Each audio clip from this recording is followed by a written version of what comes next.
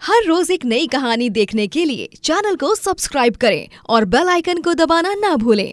विक्रांत चौबे एक गरीब सफाई कर्मचारी होता है। वो गांव की एक स्कूल में रोज सुबह सफाई करने जाता है और उसी स्कूल में उसका छोटा बेटा चीकू भी रहता है। चीकू के पिता एक सफाई कर्मचारी हैं, इस कारण स्कूल के सभी बच्चे उसे खूब चिढ़ाते और उसका मजाक उड़ाते। ये देखो, इस चीकू के पापा तो एक सफाई कर्मचारी हैं। ओ अंकल, ये देखो, यहाँ पर चॉकलेट का रैपर पड़ा है, इसे जरा साफ कर दो। कितना अजीब है ना, तेरे पापा एक नौकर है और तू इसी स्कूल में है। बेचारा चीकू। विक्रांत को बहुत बुरा लगता है, लेकिन तभी चीकू उन स्टूडेंट्स को करारा जवाब देता है। चाहे जो भी हो, कोई भी काम छोटा या बड़ा नहीं होता। खैर, तुम जैसे बुद्धू और टफर बच्चों को ये बात समझ ही नहीं आएगी, क्योंकि तुम्हारे पास तो ब्रेन है ही नहीं।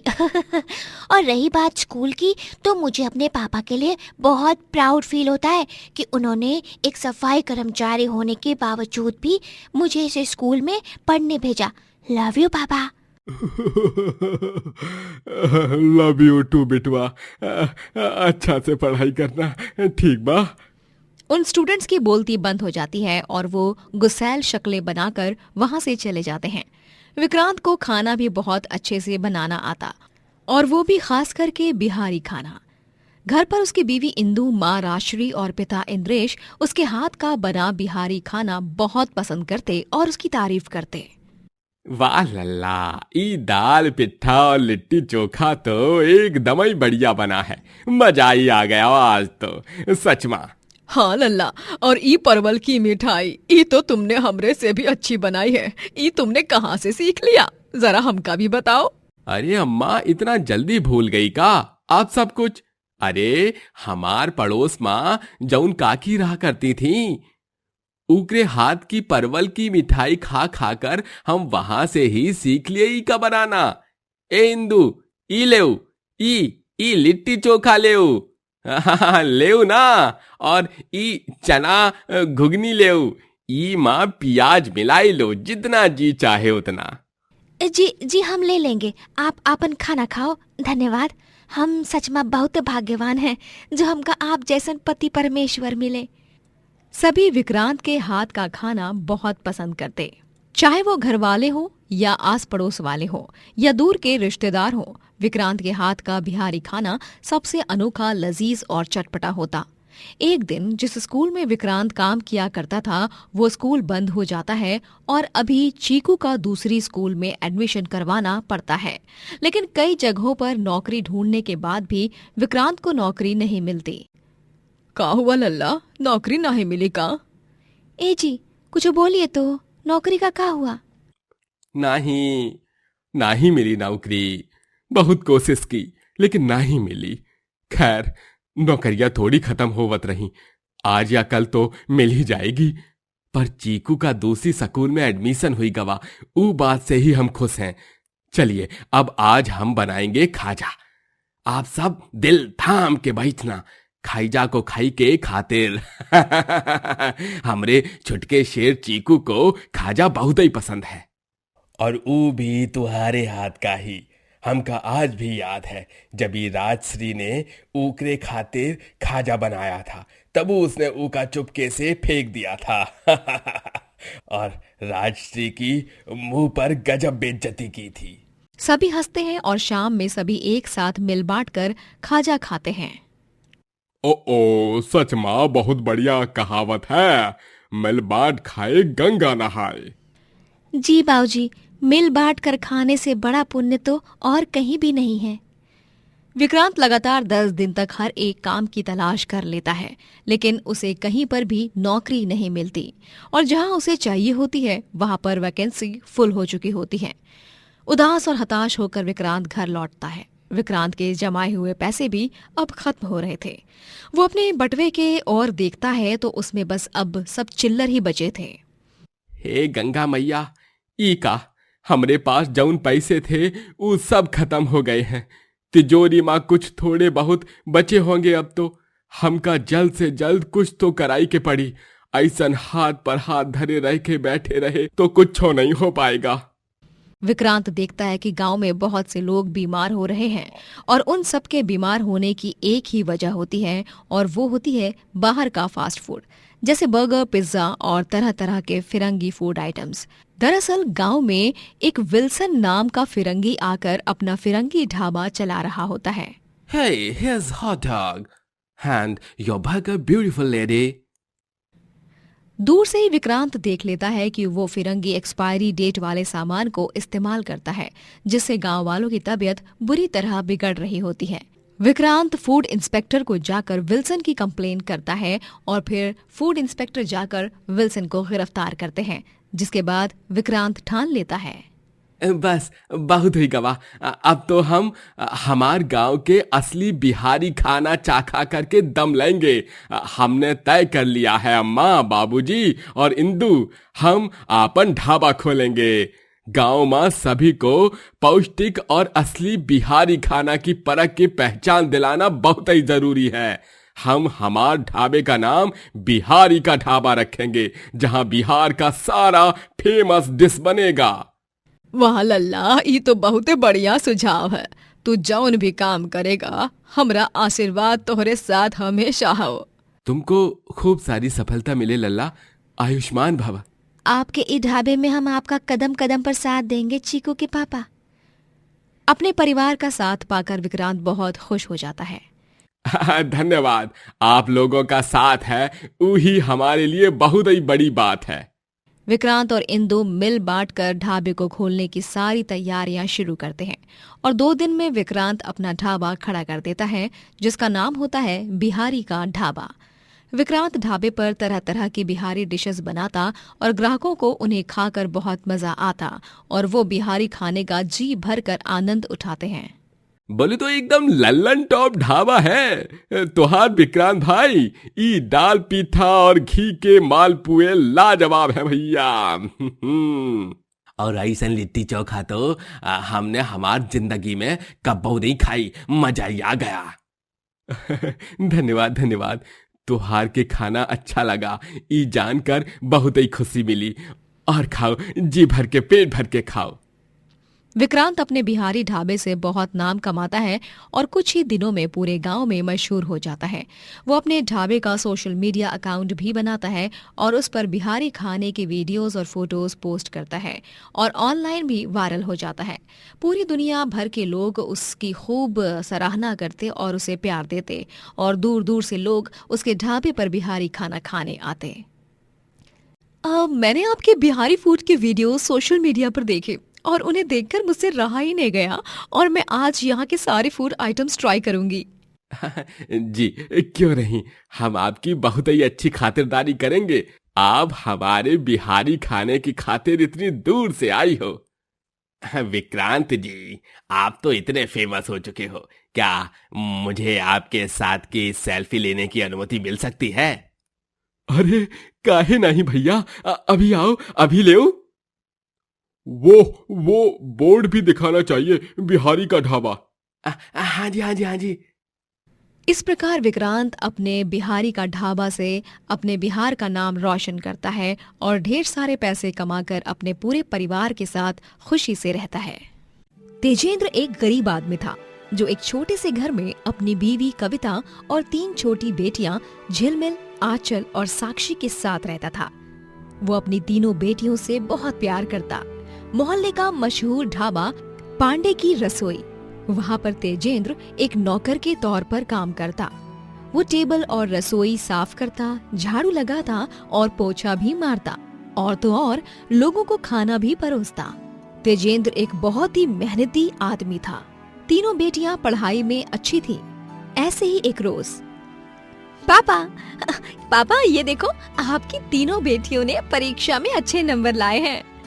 हाँ पापा, मैंने तो गणित और भूगोल में पूरे के पूरे नंबर लाए हैं और मैंने इतिहास में।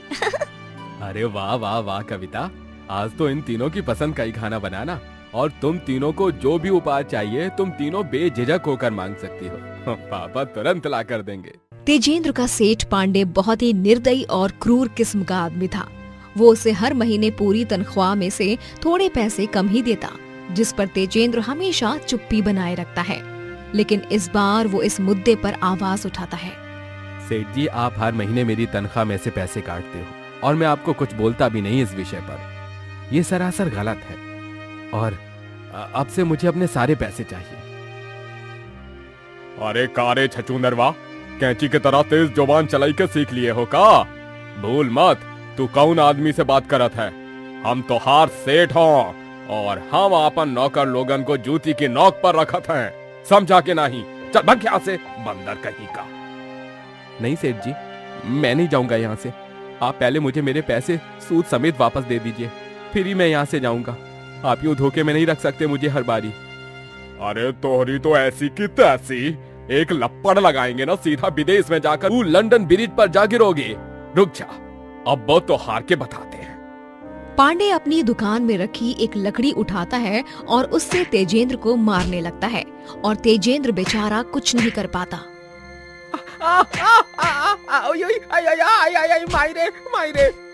पांडे तेजेंद्र की सुताई करके उसे अपनी दुकान से धक्के मार कर भगा देता है। तेजेंद्र रोते हुए शरीर पर चोट के निशान लिए जाता है और कविता और उसकी तीनों बेटियां बहुत घबरा जाती हैं और उसकी बीवी और बेटियां उसकी मरहम पट्टी करते हैं। धीरे से जन्मल बच्ची, धीरे से। पापा, अब तो आपको राहत मिल रही है ना? हाँ बेटा, धन्यवाद। ये देखिए, मैंने आपके लिए लेप भी बना लिया।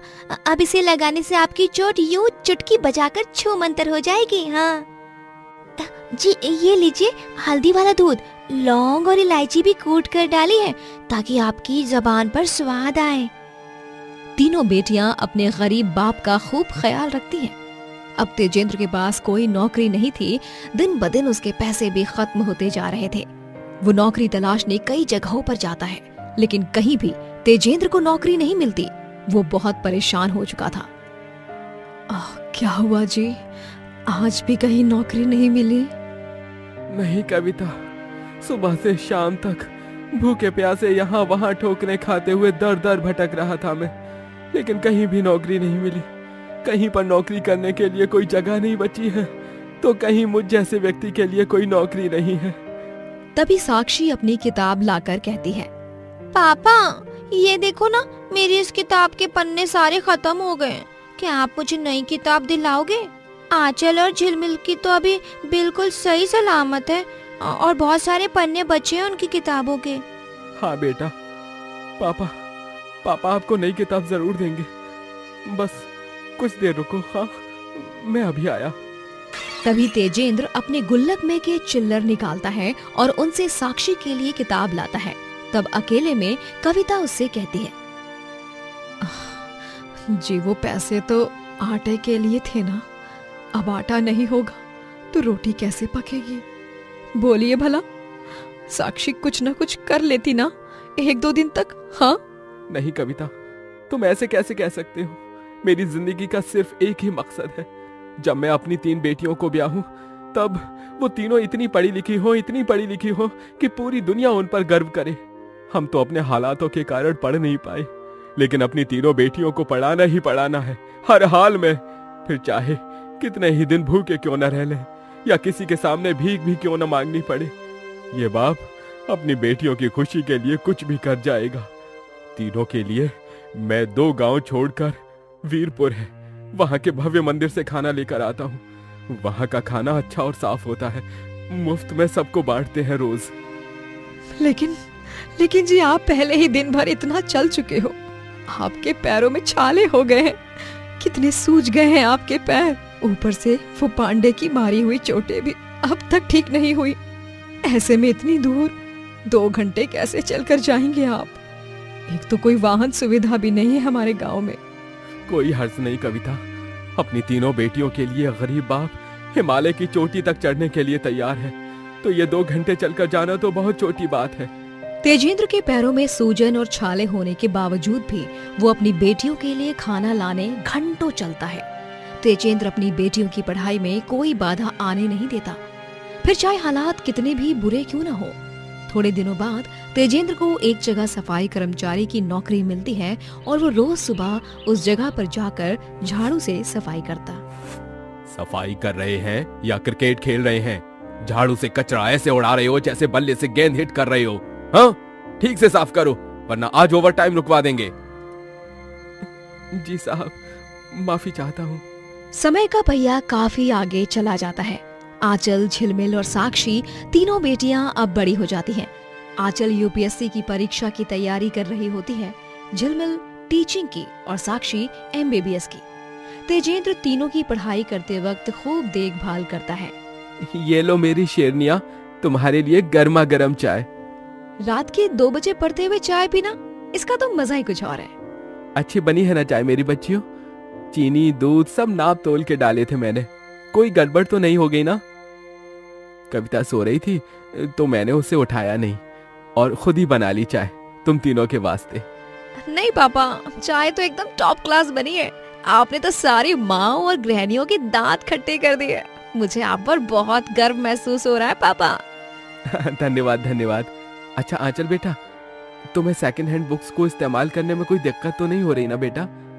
फटे पुराने हैं थोड़े से, लेकिन काम हो जाएगा। माफ कर दो बेटा। हाँ अरे पापा, आप माफी क्यों मांग रहे हो? आपने हम तीनों के लिए जितना संघर्ष किया है ना, वो दुनिया में कोई नहीं कर सकता। हमारी नजरों में आप दुनिया के सबसे अमीर पापा हो, क्योंकि अमीर तो वही होता है जो दिल का धनी होता है ना? और हम तीनों को इस बात पर बहुत गर्व है कि हम तीनों आपकी बेटियां हैं। तुम तीनों को मेरा ढेर सारा प्यार। यूं ही पढ़ो लिखो और खूब तरक्की करो जीवन में। तेजेंद्र अपनी बेटियों को गर्मी ना लगे इसलिए हाथ में पकड़ने वाले छोटे पंखे को घंटों तक घुमाते हुए वो उन्हें हवा देता है और मच्छर का कॉइल जलाकर उन्हें मच्छरों से भी बचाता है। फिर आखिरकार वो घड़ी आ ही जाती है तेजेंद्र के जीवन में, जब उसकी बेटी आंचल एक आईएएस अधिकारी बन जाती है, झिलमिल एक बड़ी स्कूल में टीचर बन जाती है और साक्षी शहर के नामी अस्पताल में डॉक्टर बन जाती है। तीनों बेटियां अपने पिता के नाम से एक स्कूल बनवाते हैं, जिसका नाम वो अपने पापा के नाम से रखते हैं। देखिए पापा, तेजेंद्र हाई स्कूल, इसमें गरीब बच्चों को मुफ्त में पढ़ाया जाएगा। वो बच्चे जिनकी आंखों में तो बहुत सारे बड़े बड़े सपने सजे हुए होते हैं, पर उनके पास उन सपनों को पूरा करने का कोई जरिया नहीं होता। थैंक यू पापा। आज हम तीनों भी जिस मुकाम पर खड़े हैं ना, वो सब आपके ही कारण है, आपकी ही देन है। आप हमारे भगवान हो पापा। चलिए अब इस रिबन को कट करके उद्घाटन करिए इस विद्या के मंदिर का। आपसे बड़ा निष्पाप और पवित्र मन वाला व्यक्ति इस दुनिया में कोई हो ही नहीं सकता। अपनी तीनों बेटियों की इतनी बड़ी जीत को देख तेजेंद्र की आंखें नम हो जाती हैं। आज इस 3 बेटियों के गरीब बाप का परिश्रम, उसकी दुआएं, उसकी मेहनत सार्थक हो गई। मैं बता नहीं सकता कि मुझे तुम तीनों पर कितना गर्व और अभिमान महसूस हो रहा है। तेजेंद्र स्कूल का उद्घाटन करता है और उसकी तीनों बेटियां अपने जीवन में खूब तरक्की प्राप्त करती हैं। तो दोस्तों, इस कहानी से हमें ये सीख मिलती है कि हालात चाहे कितने भी बुरे क्यों ना हो, मेहनत और हिम्मत करने वालों की कभी हार नहीं होती।